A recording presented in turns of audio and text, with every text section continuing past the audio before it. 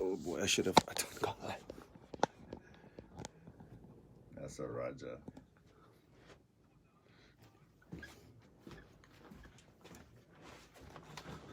You are so smart.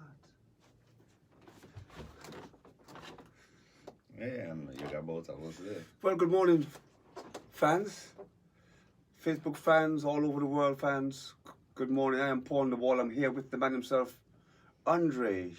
Then he says Shabba Pickering, Andre. Andre Shadow Dawson. 10 seconds. And we're going to go live on ZBVI in a second, so just stay with us. Sorry you can't hear my my wonderful theme song. And good morning, my great listening audience all around the BVI, around the Eastern Caribbean, around the world, really, because we are live on the www.zbviradio.net as well. So a good day to all of you all over the world. And great to be here this morning with you. I am so excited because I've got a young man who I've known for a number of years now, and we meet all over the world and all over everywhere. Actually, we've done a lot of things together, and I'm going to have him introduce himself. Good morning, sir. Let the world know who you are. Good morning, Paul. Greetings to one and all, whether you're near or far, in your bus or car, or viewing via social media. A pleasant good morning, Paul. It's an honor to be here with you. I don't know why you choose me, but some people you can't tell no to, so I'm here.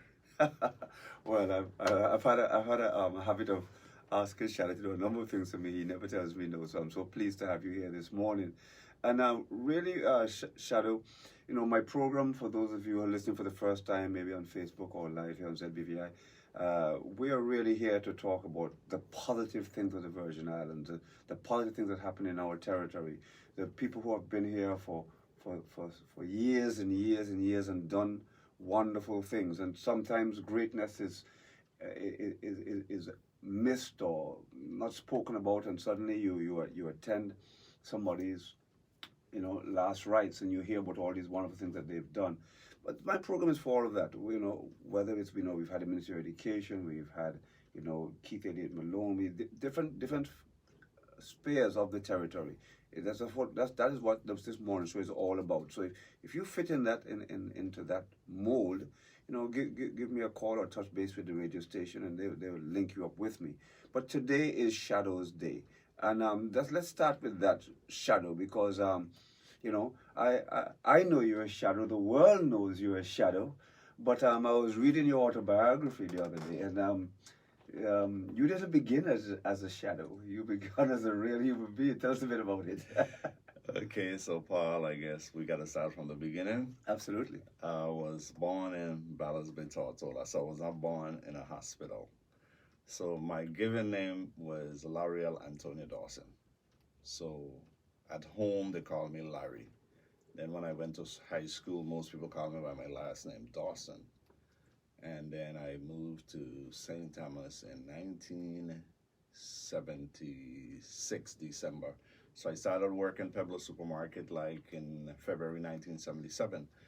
So that same year, Shadow, the Calypsonian, he had this popular album, Jump Judges Jump.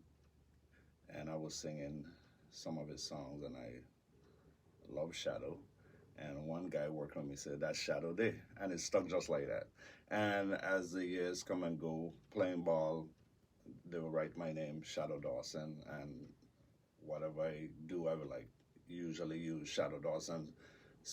A lot of people actually never know my real name. So what it is, in 1993, I got naturalized, so I made it official. So my real name is Andre Shadow Dawson. I changed L'Oreal to Andre in honor of Andre Dawson, a baseball player. Ah. And Shadow was my nickname, so I made it official, so to speak. That's wonderful. Now, listen, tell us a bit, about your early years of school. Where did you attend primary school? We're talking about the 1960s primary school in the BVI here.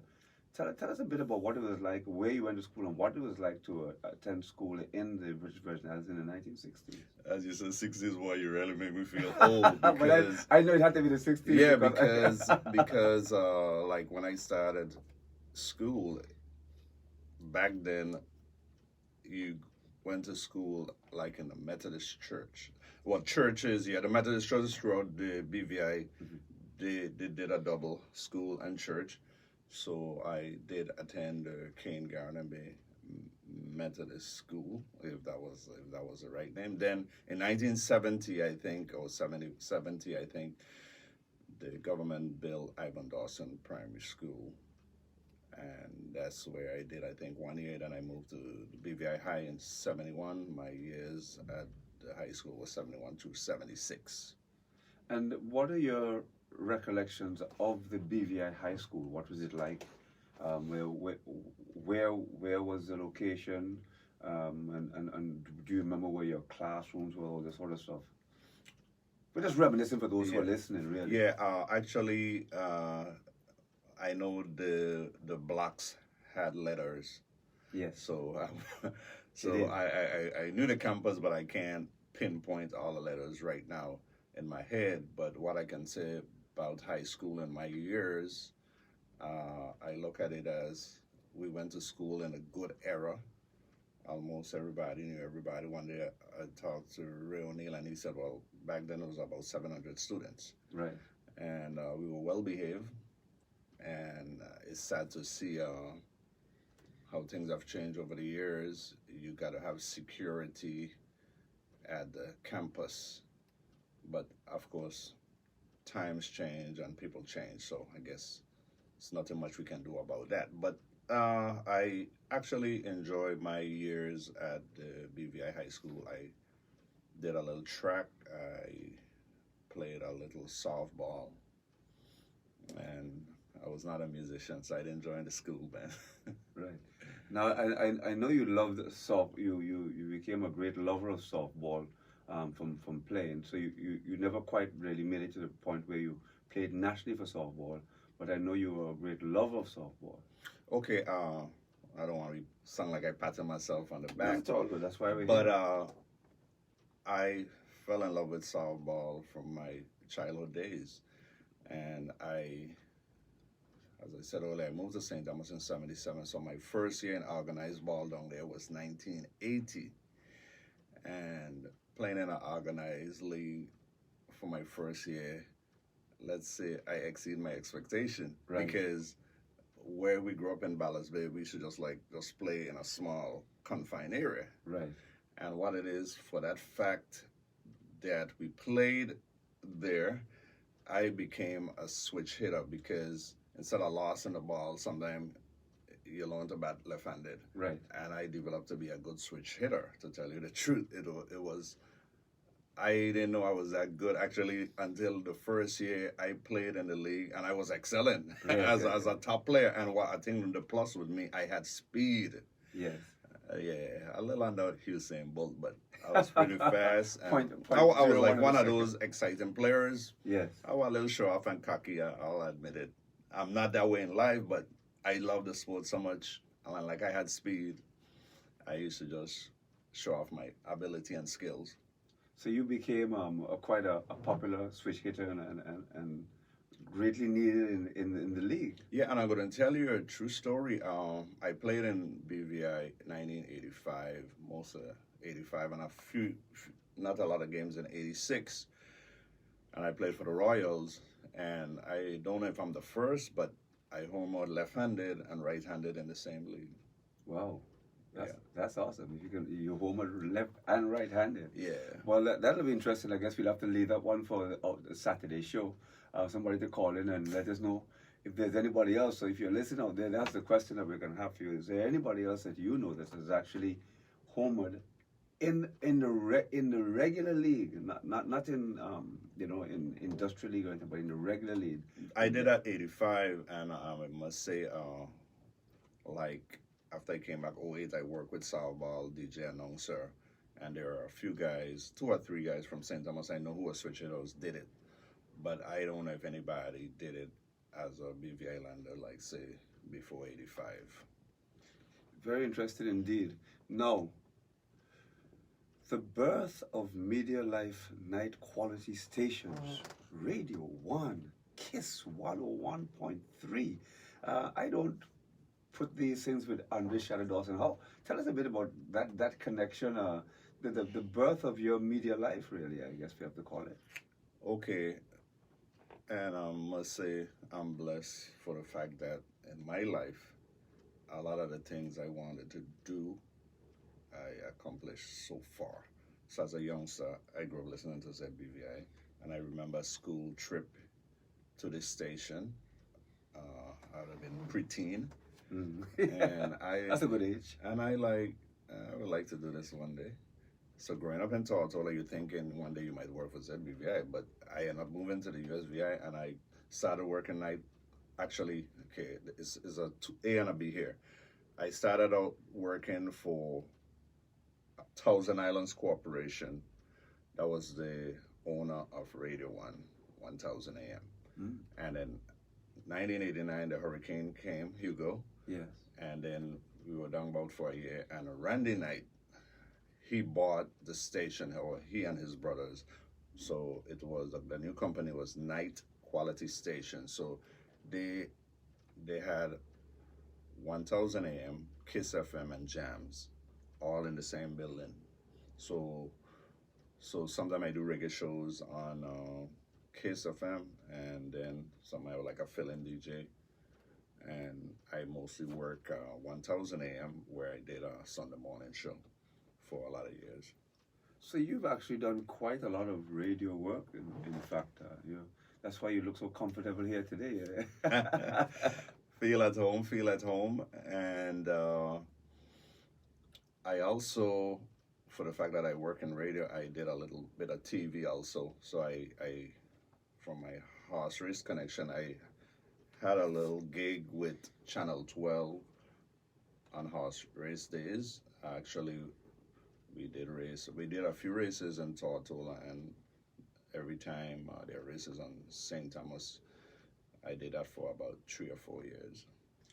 Okay, so as you mentioned it, let's talk a bit about that, because as time went on, you became known, really. One of the big names that you've done for yourself is in sports. You've become known as I mean, your name is more synonymous to me than Paul and the Ball.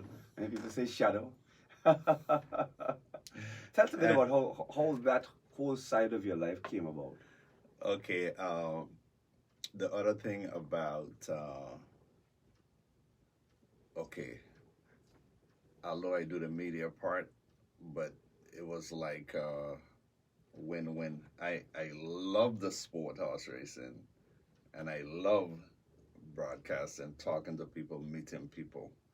So it was always like a great day to go to the track. I used to tell people, it's like some people wake up every Sunday, they're happy to go to church to see certain family members. So like horse racing, I always get excited.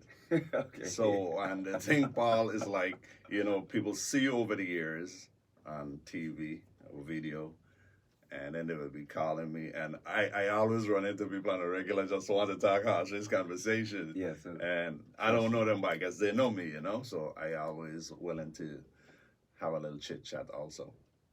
Well, we're not talking sports here, we're talking Shadow Dawson. For those who are listening, I'm actually here with Andre Shadow Dawson. And I guess he's a sports enthusiast, radio host, producer, and we're going to get to photography in a minute. I want to leave that one for, let's not get there yet.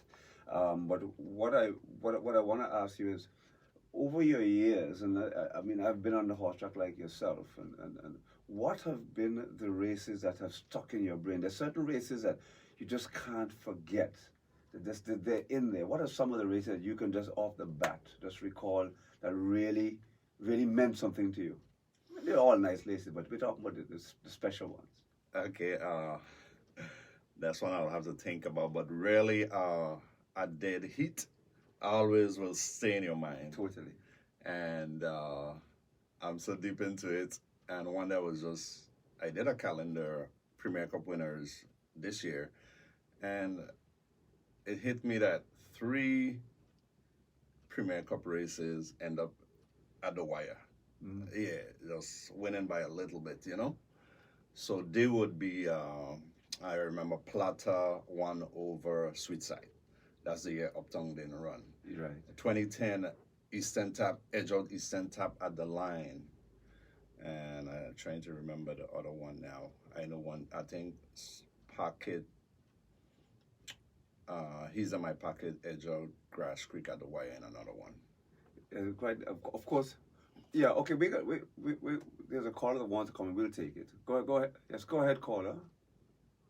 Good morning. Good morning. Very Good. well.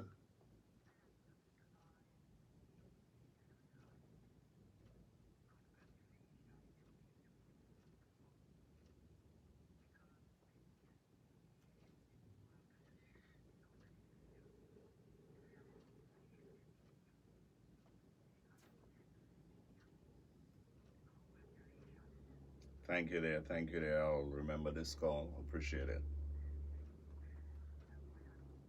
All right. Okay. Yes, he's here forever. Thank you. Okay, thanks. That was very heartwarming there, Shadow. He's nearly in tears. And what it is, sometimes I like to say, well, you don't get to the photographer part yet, but let me leave that until you get there. Then I'll tell you. Well, if you're not gonna, you may forget. So go ahead. Okay, what it is, I like to say, as a photographer, I like to document his and her story, which is his story anyhow. Right. So, Very good.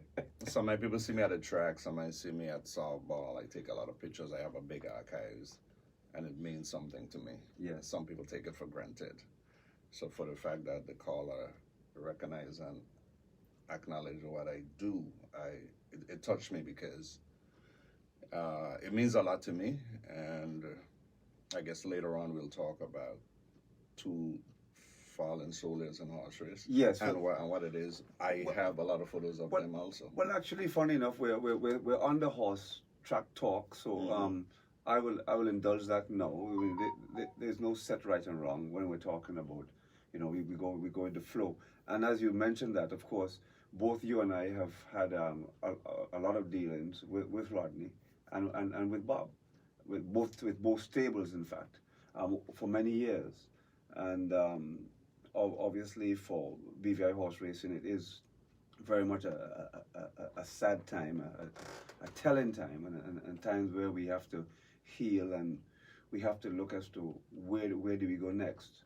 Certainly there are others out there who can take the helm, but these 2 guys in particular really stood out as individuals who had really put not just not just a little bit into horse racing, but they had put immense work and effort into horse racing. So for you, from Shadow Dawson, talk a bit about that.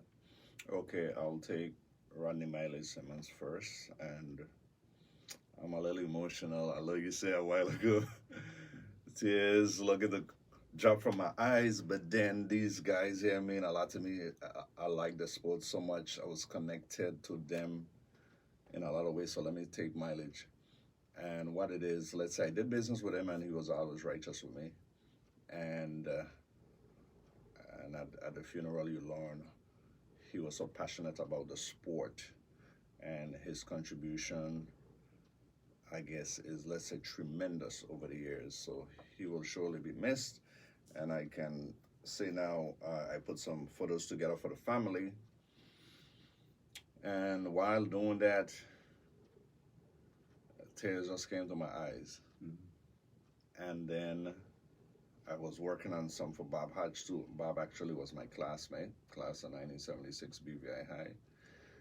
And I don't know what reason, I'm kind of emotional, and I got overwhelmed because I don't know why, but I remember I reached to a photo. Upton was walking on the track in St. Thomas, and tears just started coming out of my eyes, and I just had to take a time out from the computer. So those guys appreciate what they did tremendously. Mileage, I have photos of him in St. Thomas, St. Croix, and of course here in Tortola. So the photos are good memories, so I will always have them and look back. I actually have a photo interviewing him, so that is also special. Actually, I have it on my phone. Now, Bob Hodge was my classmate, but Bob wasn't the talky guy. Actually, I was more closer to his wife, Letty, so I mostly do business with her. And I think what's sad also, the Boxing Day races, that's I think the last day I saw Bob. And sometimes he just reserves. I mean, he sits in his corner, hold his corner, Yes. and then I had to go to him for something, and then he addressed me as classmates, and not knowing that would have been the last time I saw him. So both deaths hit me very hard based on my connection with them and the love for horse racing and the contributions they did for the BVI. Now, funny you should say that because I was actually quite close. I was closer to Bob than I was to Rodney. Rodney always was willing to give me an interview because he had that mentality that if he didn't give me the interview, then people would critique. You know what that's like. And as they say, and he always knew I was going to go to the opposition to speak to them. So he'd always say, Paul, you again, all right, come, that kind of thing. He'd say, I don't like to get these things, he'd kind of give you that look in your face. But he'd say, because it's you, I'll talk to you. But Bob, I became quite close with, and I will tell you the reason why. I had decided a year that we're going to put together this big race, and I began to speak to everybody. Those guys already wanted it, it was already out there, but I began to spearhead Expectation and Timber Yield. You remember the race. Mm-hmm. And so I used to walk down the streets with a camera, interview people, ask them what they think about the race, and I began helping the guys to promote this race, and I pushed it. I wanted to see the race. Everybody wanted to see the race, in fact. But what had happened is that there was so much talk about the race, and it wasn't happening, that I instigated and began to, film and to ask people what they think and who they think would win. And then I created the Beast from the East, from the Best in the West. And everybody began, it caught on like wildfire. Everybody began to talk about it as well. Mm-hmm. Talking about the Beast in the East, Best in the West. But I had created these catchphrases. And what happened, after that race, Bob and I became very close. I even used to go to his home. And, we used to talk a lot. And like you say, he's not the talkative kind of guy, because after I had gone away and came back, he then went back to his old ways of not talking as much as he used to. We went through a period where we used to talk all the time, and as soon as he saw me come, he'd say, okay, come, Paul the ball. And he would have a long chat with me and stuff like that, and talk about different races. Of course, those were what I refer to as the expectation days. And in the expectation days is when for me, he was the most, open to me and be willing to hold lots of conversations. By the time he had moved on to his newer horse, Really Uptown, he was more reserved with me at Really Uptown. But one of my most, I don't know if I can call it a fondest memory, was in St. Thomas when Really Uptown was going for his 20th race. I don't know if you recall. I don't he won 19 in a row. He had won 19 in a row. And so we all went across to see that 20th race, which we were so convinced that he was going to win. And he had lost the race, and all of us who saw the race knew that something wasn't right. Because when you look at the race, you look at the way it was run, it just didn't add up. That was a Prima America race? Yes. And Bob went after the jockey. He was very annoyed at the jockey, and we found out later on that, from what we had been told, that there was something Ansi had behaved with the jockey. And I'm not going to go any further than that, because I don't want them to say that Paul the ball said. Okay, what I saw, I was live at that race. And what I remember clearly, Expectation break on top, and he had he had a rail, so to speak. And instead of giddy up, hold the rail, he peeped to his left, and then I remember Patrick Husband of Bajan was riding Prima America, and he just shoot inside. I guess I was just say, I can't believe this guy gave up the rail. Right. And then that was the difference in the race, because not having the rail on the 3 turns, you lose a little bit. And it was a great stretch run coming home, but Prima America had a little bit an edge him out. That was one of the real great races, and one of the few races where I see two horses went hard from the gate to the wire. Why do you think the jockey gave up the rail? Well, I well, not what you said. Then, well, you don't need to pronounce anymore. Yes, there were certainly some questions, and the way the rail was given up was there was no reason. The jockey just came out and said, "Okay, you may have the rail," right? You know, and obviously the jockey realized that that little difference would have made the whole thing. Right. Yeah. So certainly one a classmate and one both friends, both very friends of yours, made a big difference in your life. Definitely. And like I said, being a photographer, I have the memories in my archives. Before we take a pause for the weather in a minute, just one more last question. Let's stick with that. When we come up, we're going to start to talk about your photography.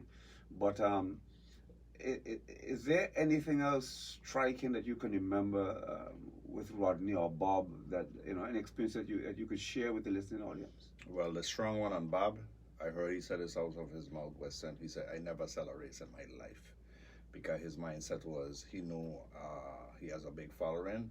Let's say Todd Tolan's going to catch a boat, go down to St. Thomas, and they're going to bet on his horse. So I heard him say that out of his mouth, which was a big plus. Mileage was always cooperative with me in terms of interviews, and I always learned a lot from him. He was a detailed guy in the sport. He was very deep.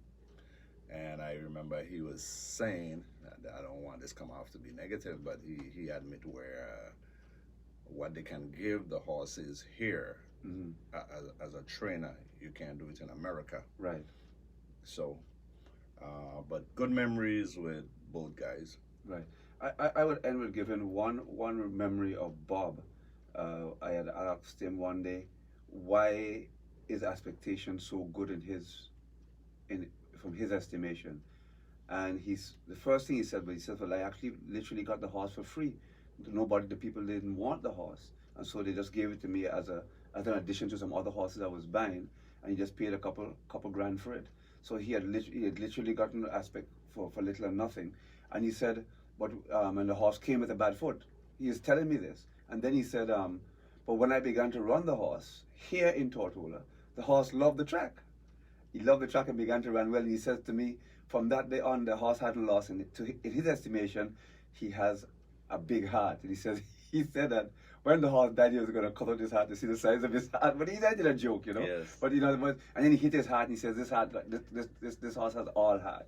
Well, I could add to that by saying he probably wouldn't want to tell you everything. A trainer or owner wouldn't want to tell you everything. But an insider who was close to the family said Expectation had a special vet.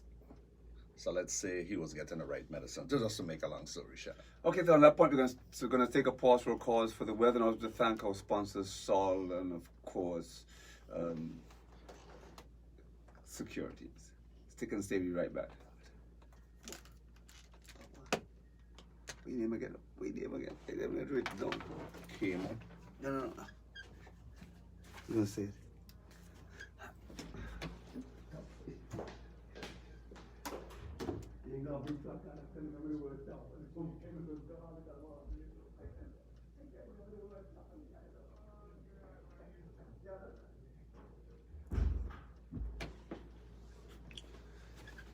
So Shadow, we're still here live. Great to have you guys here listening. I hope you're enjoying it. This is Andre Shadow-Dawson in the house, and we're here talking, and we're gonna talk a bit about those in a minute as well, Shadow, as well, because if you can actually show them all the different ones you have, Shadow. Look at this. This is, say who it is. Okay, this one is Shadow Super Shot Special Edition. It's a combination of photos from the Hurricane and the beautiful BVI. 524 photos, and it's 150 pages. I do funerals. This is Thinman. This is the late Ira Smith. This is photo shoot books. Photo shoots in this book. This is a book of weddings. I do two sizes, 8.5 by 11. And this one is 11 by 14, all weddings. Oh, wow. So I'm not hard to find. Paul is my agent. Check him out. There you go. Just send a message on my page and you're good to go. But good to have you there. I see my mom in there. Mom, good to have you online. It's a pleasure. So our sponsor, of course, Top Priority Services and Sol Botanic Station. But Shadow, that is absolutely amazing. I mean, and you don't just do these. I mean, this is a whole book. This is pretty impressive stuff. I got to say the least. Mm-hmm. You know, and I actually have one of those actually because I did a cruise, and you did one for me. I don't know if you recall. And I felt bad because I have good quality camera now, so I wish I had that back then. Well, but give thanks. You did it. You did a great job for us, and Right. I wish we had given you more support. That was my dream job. Let's say dream trip, so to speak. So Right. I always remember that. Wow. Yeah, well, I guess for the listeners, they don't know, we actually did a cruise, and Andre Shadow Dawson was our photographer. We needed a photographer for the trip, and I thought of, straight away, I thought of Shadow, because he's such a great guy and easy to work with. So we're going to go back live now to the Great Z. So stick and stay, we'll be right back. And welcome back, folks. I am Paul on the ball. I'm here with Andre Shadow Dawson. Of course, these are Top Priority Services. I was so mixed up there in my mind talking about horse racing that my mind went blank there for a second. And so, again, of course, we wanna thank Sol Botanic Station, of course, and Top Priority. So appreciate them able to have us on to do to me what is such a very important job. I really wanted to start the new year with something very focused and very positive. You know, Shadow, there's so many things that happen in life that we can talk about negatively, that it's vitally important. And the caller actually sort of cemented the point that I'm trying to make. So I really want to thank that caller, because that is actually what this is all about. And what she said there is exactly what I'm talking about. So let's get into a bit of photography. You know, you, among all the other things that you're known of, Shadow, amazingly, you have fitted photography into your whole repertoire as well. Tell us where you started from. When did you pick up your first camera? What made you want to start taking pictures? Okay. Thanks for your question. And I usually get that asked a lot. And I have like an A and a B. Okay. I started working Pueblo Supermarket in St. Thomas, 1977, February to be exact. And I remember one of the first things I bought was a camera. Yes. All then, I didn't know that was my calling for the future. Okay. And looking back over the years, you know, good photography is all about the quality of the camera. So, you know, you have, I don't know if you're old enough to know that back in the day, there was a 3x5 and a 2x3. I used to send the photos to develop in Puerto Rico from, it was Quick Pics. Right, yes, Quick Pics. I remember Quick Pics very well. Yeah, and so that's how long I've been doing it. And as the years come and go and I look back, I remember having photos from the old horse track in St. Thomas, which would have been the 70s. I think Clinton Phipps opened like 1980. And looking back through the years, I like understand and appreciate the importance of, let's say, documenting, as I said earlier, his and her story, or documenting his story.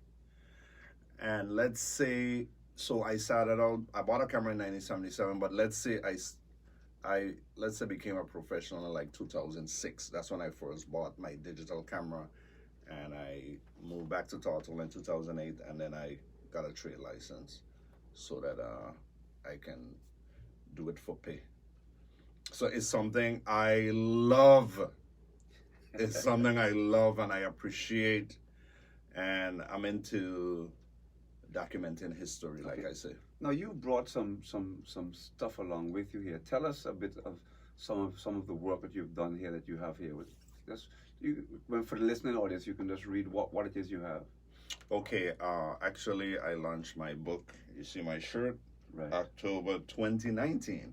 Okay. Shadow Super Shot Special Edition.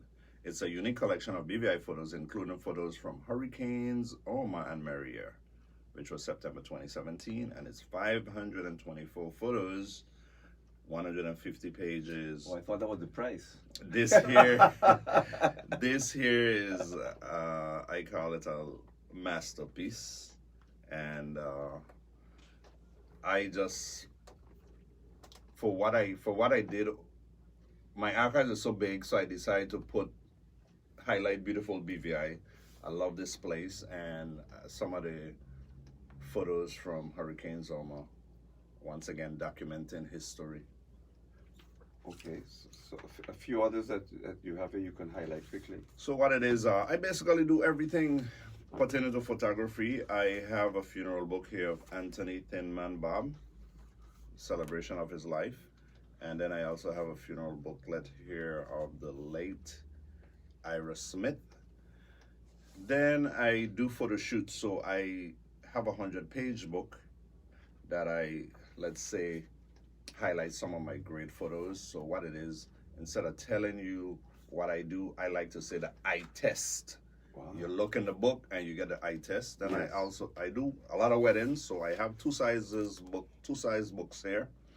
You have the 8.5 by 11, 100-page, and then I have a 11 by 14, 100 pages. Right, I'm just I'm captivated because this is pretty interesting, and that little booklet there, I've got to tell you, how much is that little book on the Shadow? It went for $75 and value for money. Yes, it's I just opened it and I got captivated, just watching it there. And so what would you say are your most memorable photography moments? It's hard to say because I cover so many events. Just pick two or three. I mean, And well, not okay. Let me rephrase that. Not your one memorable. Name a few memorable photography moments. Okay. Back to the caller. Sometimes people don't rate you as big time, Right. and then when certain people call you for certain jobs, you realize they respect the work you do. Right. So, Miss Patsy Lake, she hired me to do. There was this dinner for Honorable the late Ralph T. O'Neill, 40 years of service to the BVI. So I did that job. That's one job I'll always remember. Wow. Of course, you have a chance to meet who is who in the BVI to those kind of events. Yes. And I did her 70th and 75th birthday party. So I'm thankful for the people who have trust in my ability. And can I tell you about my dream job? Well, sure, if you would like. If you had a dream job. My dream photography Did you wake job. up? Did you wake up? Yeah, I had an opportunity to go on a 3-day cruise to the Bahamas. Wow. And that's something I always remember.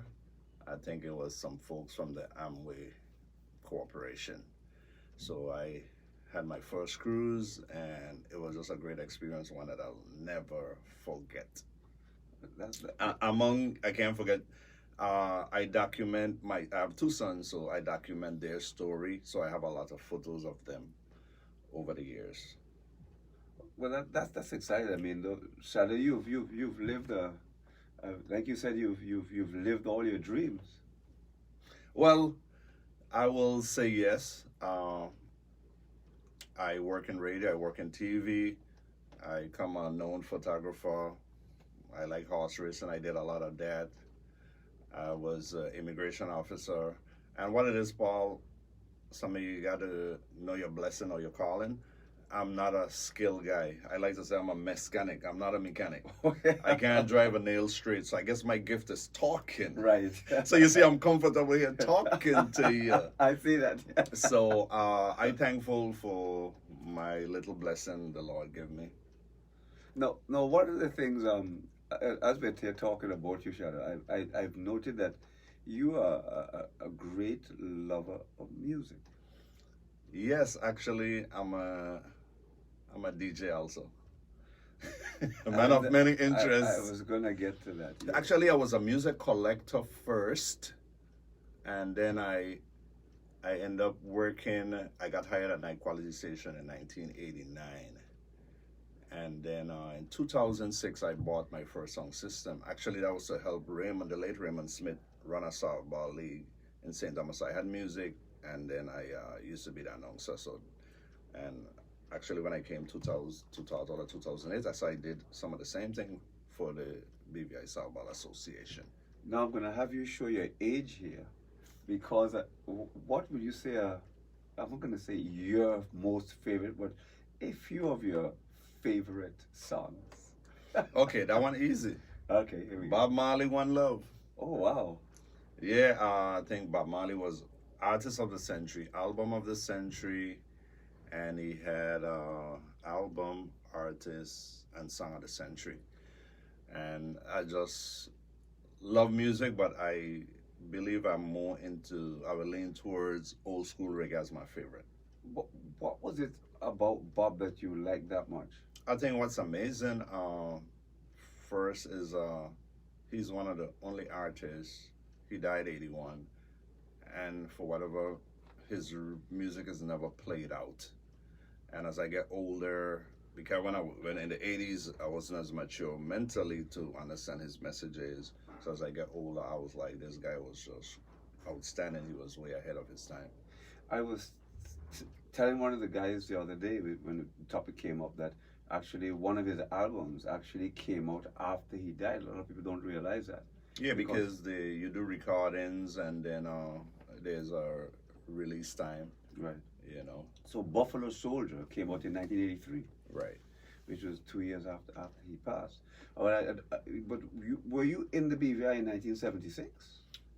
No.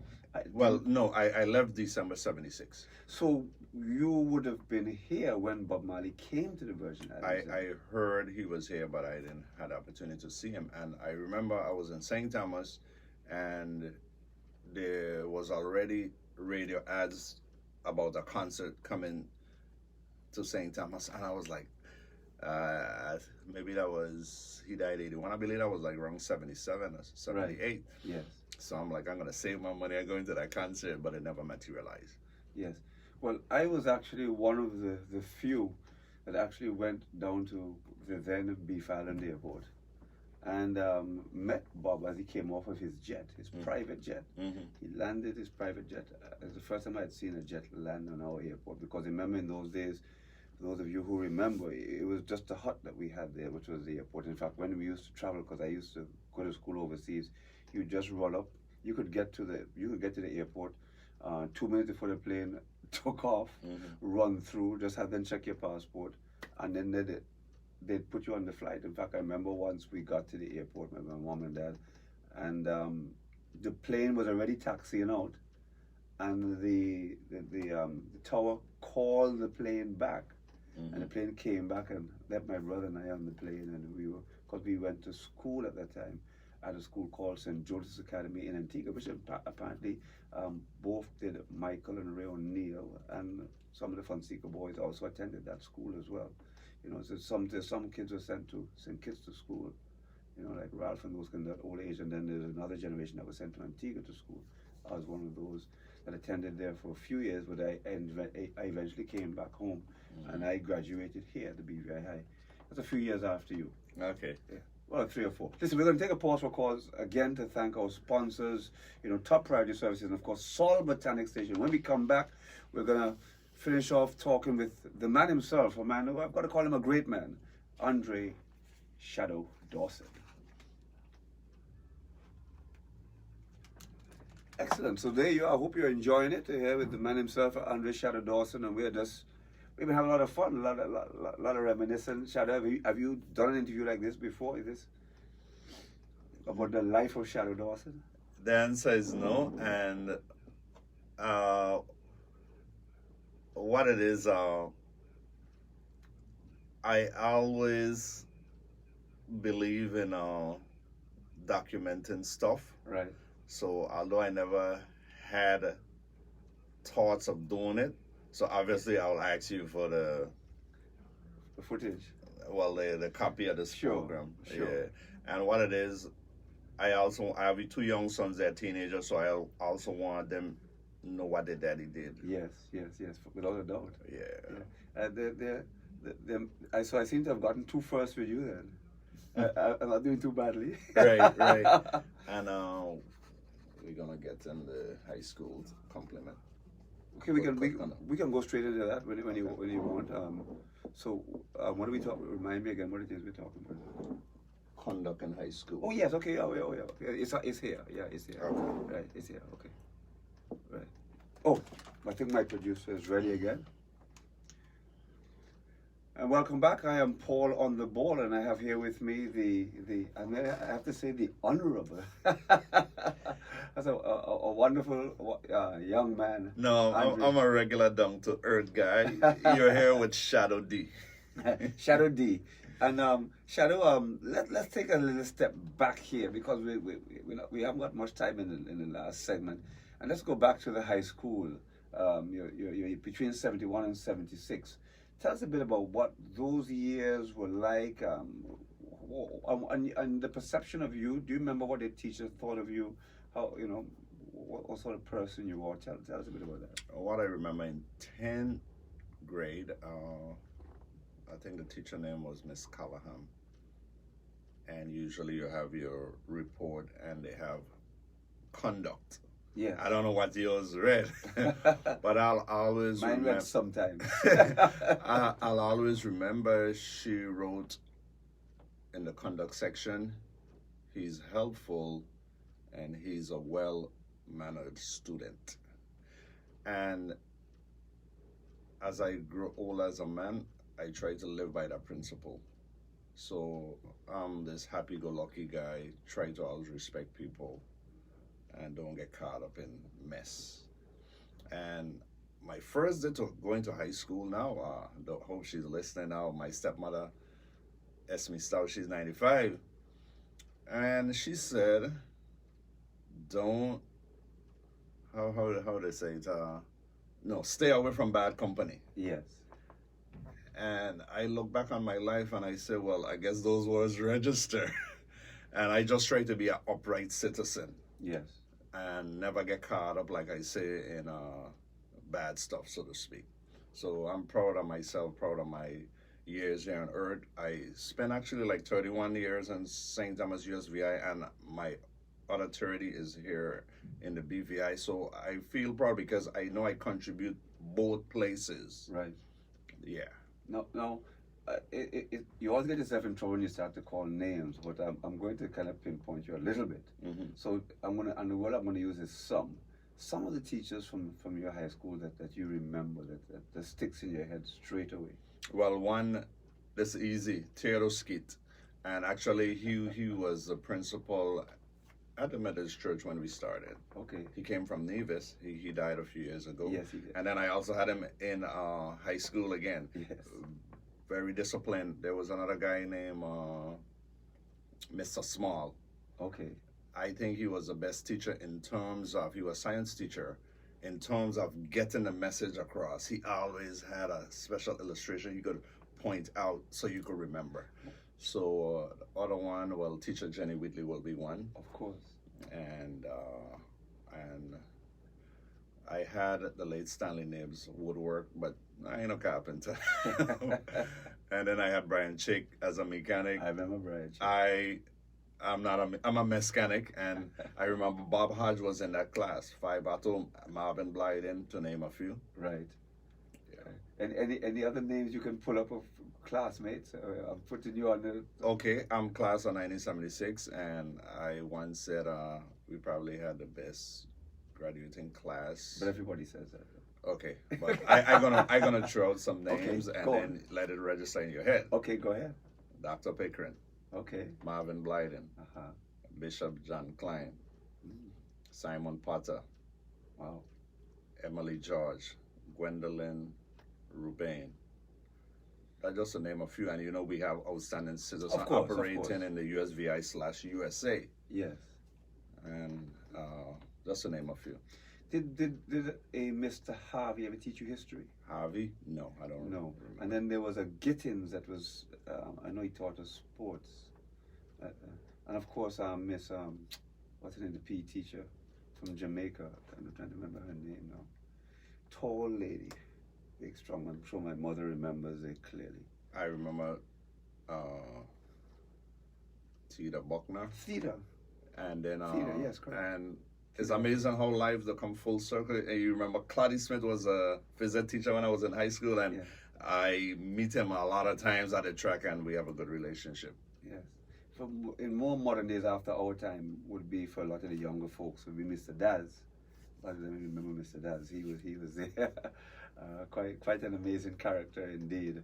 He always had a little story to tell you, and he was a very friendly man.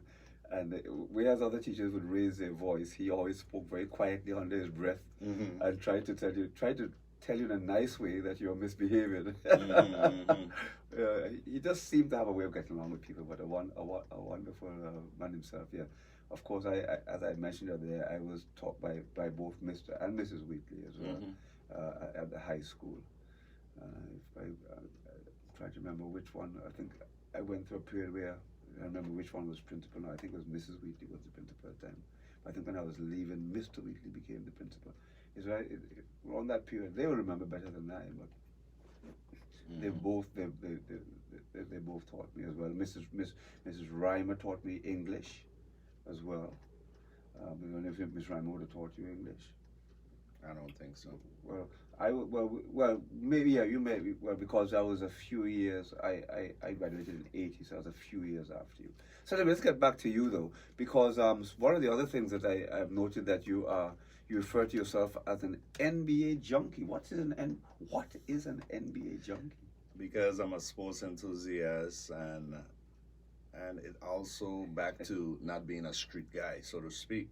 So cable TV came St. Thomas like early '80s. Right. So I stayed home, watched a lot of basketball, and I started out like the era of George Gervin, Bernard King. Then came Magic and Bird, then Jordan. Then the league took off.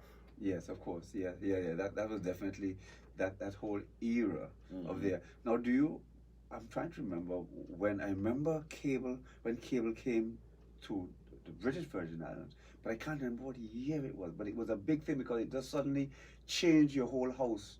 The whole house just transformed from somewhere where you would just kind of pass in and have a look to suddenly you wanted to sit down and then you had all these television stations that you could all suddenly switch. And we used to just spend all day switching stations because we just suddenly got cable. And I remember I'm also a baseball junkie. So yes, of course. I was going to come remember the Chicago Cubs before they had lights. They used to play their games. And I remember working at Pebble Supermarket. Sometimes we work 4 a.m. to 12 noon, and then I will go home and watch the Cubs games when they're at home at Wrigley Field. And every time I go to the States, I would try to go to a baseball game. So, if I was going to sort of sum up the life of Andre Shadow Dawson, what would be the main things that you would want highlighted? That's a tough one. I'd rather you be the journalist and write my story.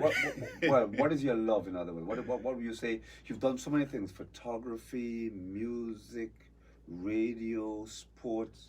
What would you say of all those are your biggest loves? Name maybe 2, because it might be hard to just say okay, one. I like to say being a DJ and a photographer, I call them my twins. I love them both. So even though somebody might make a few dollars, I will do them for free. Right. And I'm missing one thing. Actually, I love sailing. Ah. So every Labor Day weekend from 1995, we had some interruptions there with the storm. I will try to go sailing on a moorings yacht throughout the beautiful BVI. So I did that over 20-something years, and that's something I'm proud of. And being a photographer, living in the BVI, like sailing, like swimming, like taking pictures, it's perfect for me. Right. So summing up my life, I like to say I'm a person of many interests. So photography, sports, music, sailing, talking to people, traveling. That's my real love, and I just try to be a upright citizen and just try to do my best at what I love. What would you say is next? Is there anything at all you would think that you've left out or you'd like to do more of in your life?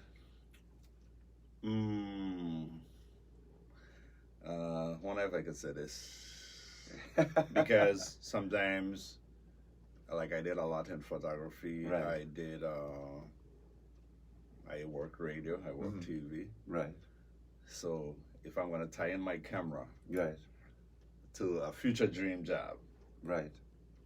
are you ready? Yes, go on.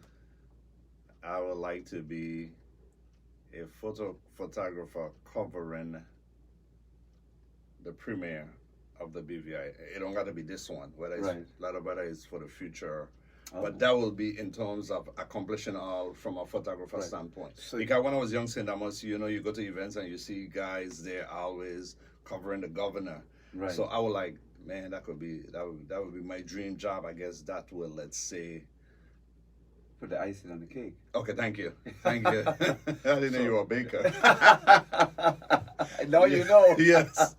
Yes. So yes, really and truly for you, the idea of being able to, okay, I'm going to use a word which you wouldn't want me to specifically use, but cover a celebrity, a high-profile individual, but in particular somebody who runs our territory.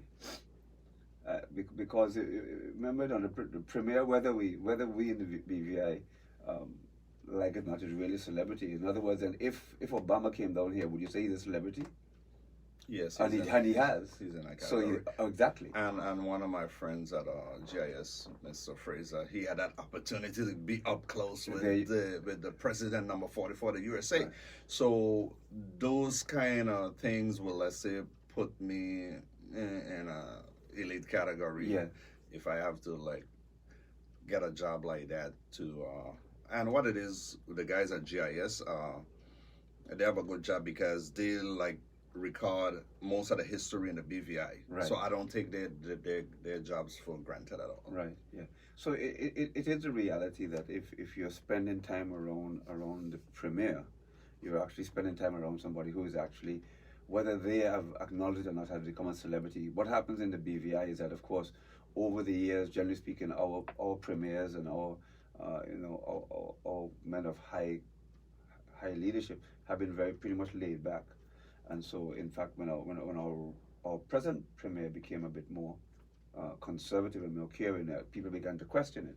But the reality is that that should have really been the reality all along, because if somebody is your premier, it's most certainly he needs to be protected. In other words, you can't walk up to the president of the United States and just meet him at the supermarket and go and shake his hand. Right. It just doesn't happen. So listen, we're in the tyranny of the clock. I really want to thank you for coming today, Shadow. Like I warned you, the time is going to pass so quickly you actually wouldn't believe it. Just to remind folks again who are listening, my friends there from Heavenly Oils, Soul Oils, please always give her your support and get your healing oils. And of course, with Monday we have the Soapbox Derby coming up, so you'll hear more about that as we move forward. To give you more information on that. But Shadow, you are the guest. Let me give you the final words. Well, Paul, this wasn't a dream to sit here with you. I didn't see that coming, but it happened, and I'm happy it happened. And it was my pleasure. Let's say, I ain't like to talk about myself, but I guess now some people have an idea who I am and what I'm about. Just want to be an honorable, upright citizen.